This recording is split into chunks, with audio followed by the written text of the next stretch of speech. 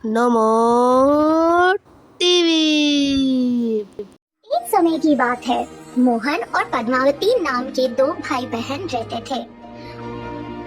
मोहन बड़ी पढ़ाई कर बड़े शहर में अपनी बीबी बच्चों के साथ रहता था, पर पद्मावती जिस शहर में पढ़ाई की, उसी शहर के जान पहचान के एक लड़के रघु से शादी करके वहाँ पर बस गई। पद्मावती के पास सुंदरता के साथ साथ कई गुण थे। वो अपने पति के साथ सम्मान मेहनत करती। पद्मावती घर पे बहुत मेहनत से समोसे बनाती और उसका पति रघु उस समोसों को टोकरी में डाल के अपनी साइकिल पे रख के गांव में बेचा करता था। समोसे समोसे।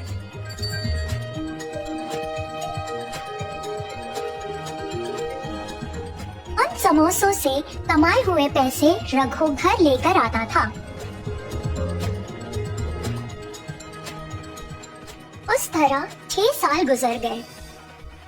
उन 6 सालों में पद्मावती को 3 बच्चे हुए, 2 लड़की और 1 लड़का। अपने तीनों बच्चों की भविष्य को दृष्टि में रखते हुए पद्मावती और रघु बहुत मेहनत से काम किया करते थे। पद्मावती के समोसे उस गांव में बहुत मशहूर थे।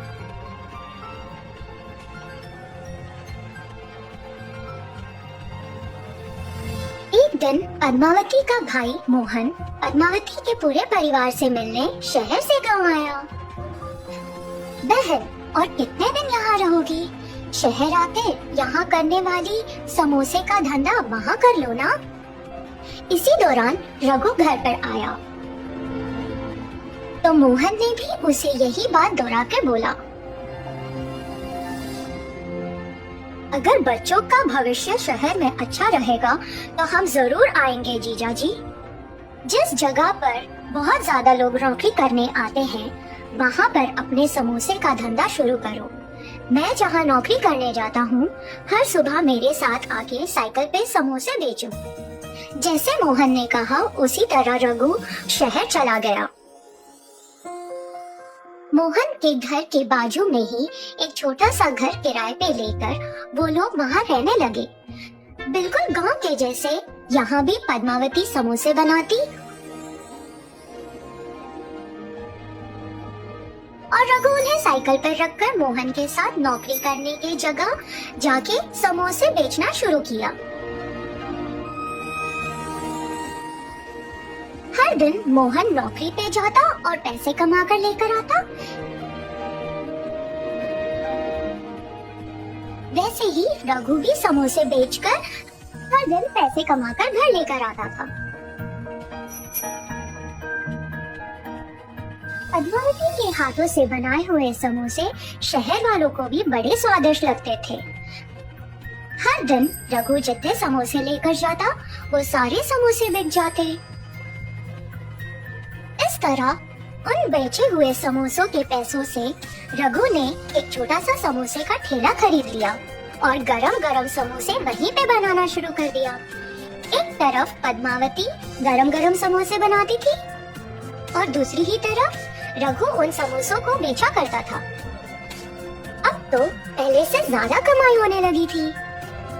जिस तरह पद्मावती और रघु पूरी लगन से कमाई करते थे, उनकी मेहनत की वजह से जिस जगह पर वो छोटे से साइकिल से अपना धंधा शुरू किया, उसी जगह एक छोटी सी ठेला खरीदने के बाद एक बड़ा ठेला भी खरीदा और उसके बाद उन्होंने 2 लोगों को भी वहाँ पर काम पे रखा। इसी तरह उनके समोसे का धंधा बहुत अच्छा चला, लेकिन इतने सारे ग्राहक बढ़ गए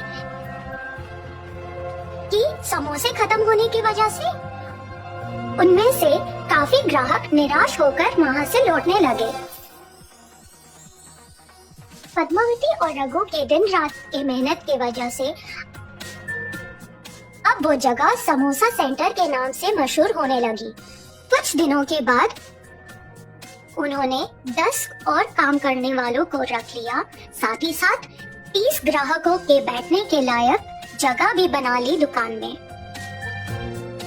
जैसे समय बीतता गया, वैसे पद्मावती के भी बच्चे बड़े होने लगे।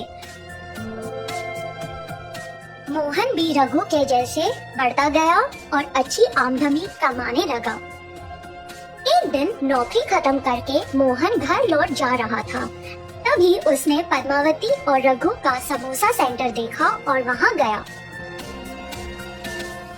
मेरी दी हुई सलाह की वजह से ही तुम लोग इतनी सफलता पाए हो। मैं तुम लोगों को एक और सलाह देता हूँ, सुनो। वो क्या सलाह है भैया? मैं 10 सालों से देख रहा हूँ रघु इतने सारे लोगों को समोसा सेंटर में संभालता है। उसे देखकर मैं आश्चर्यचकित हूँ। रघु मैनेजर के पोस्ट के लिए एकदम सही रहेगा। मेरे जैसा बड़ा जॉब, मेरे जैसा बड़ा नाम, अगर काम पसंद आए तो इनाम। यहाँ हर दिन रघु अपने हुनर और समय को बर्बाद कर रहा है। ये क्या भैया? हम सोच रहे थे आपके काम से हमारा काम बहुत ज्यादा बेहतर है। ऐसा क्यों? क्योंकि 10 साल पहले एक साइकिल स्टैंड के ऊपर एक छोटी सी टोकरी के अंदर हम समोसे बेचा करते थे। उसी दौरान आपकी भी नौकरी लगी थी, लेकिन उस दिनों हम रोज 800 रुपए कमाया करते थे और आपकी महीने की तनख्वाह 10,000 थी। इन 10 सालों में बहुत कुछ बदल गया है। अब हम एक बहुत बड़े समोसे की दुकान के मालिक हैं। इस पूरे एरिया में बहुत मशहूर है। अपने इन 10 सालों में आप इन 10 सालों में मैनेजर बने, जिसके वजह से आपकी महीने की तनख्वाह 1 लाख हो गई है और हमारी 1 लाख से भी ज्यादा आमदनी है। हमने अपने बच्चों के भविष्य के लिए जो भी किया सब सही किया भैया। भविष्य के लिए? वो कैसे? जीजा जी, हमने बहुत कम पैसों से अपना धंधा शुरू किया था। हमारे बच्चों को हमने जिस तरह मेहनत की उस तरह मेहनत की जरूरत नहीं है।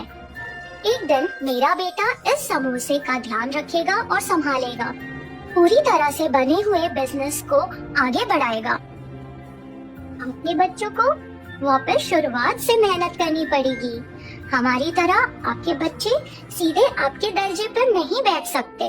आपके कंपनी के मालिक के बच्चे उस दर्जे पर बैठ सकते हैं, पर आपके बच्चे आपके दर्जे पर आते आते उन्हें बहुत मेहनत करनी पड़ेगी। अब बोलो जीजा जी, कौन किसका हुनर और समय बर्बाद कर रहा है? इन सारी बातों को सुन के मोहन को भी लगा कि जो पद्मावती और रघु बोल रहे हैं वो एकदम सही है। वो चुपचाप सोचते हुए वहाँ से चला गया। पद्मावती और रघु ने अपनी दोनों बेटियों की शादी कर दी और अपने बेटे को समोसा सेंटर का धंधा सौंप दिया। पद्मावती के लड़के को बहुत मेहनत से काम करता हुआ देखकर और अच्छा नाम कमाते हुए देखकर मोहन ने अपनी बेटी को उससे शादी करने का फैसला किया और ये सोचकर रघु और पद्मावती से पूछा, जिसके लिए सब लोग खुशी खुशी मान गए। अब सिर्फ तुम्हारे बच्चों का ही नहीं, मेरी भी बेटी की जिंदगी खुशी खुशी कटेगी।